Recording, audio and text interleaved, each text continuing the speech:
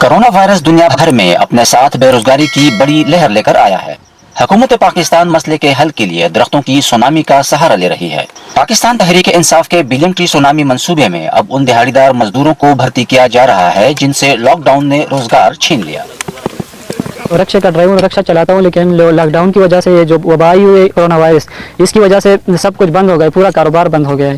اس وجہ سے ہم یہاں پر کام کر رہے ہیں، ہماری تنہا یہی 12,000 13,000 تھی جس سے گزارا ہو جاتا تھا، اور یہاں پر بھی ہم کام کر رہے ہیں، اس سے بھی گزارا ہو جاتا ہے، ہمارے گھر کا چولہا جل رہا ہے۔ وفاقی حکومت کے مطابق کرونا وائرس کی وبا پھوٹنے کے بعد سے اب تک ملک بھر میں 65,000 افراد کو بلین ٹری سونامی پروجیکٹ میں روزگار فراہم کیا جا چکا ہے، جبکہ سال کے آخر تک یہ تعداد 2 لاکھ تک بڑھ جائے گی۔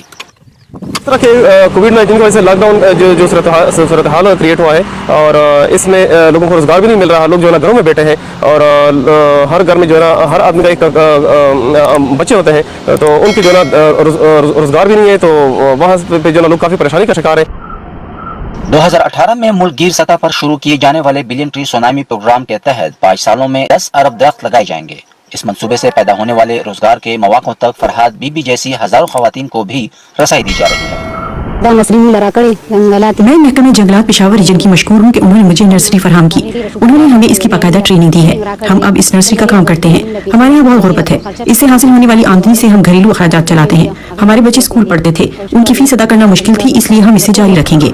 صرف صوبہ خیبر پختونخوا میں اس سال 100 ملین درخت لگانے کا ٹارگٹ ہے، جو حکام کے مطابق جون تک مکمل ہو جائے گا۔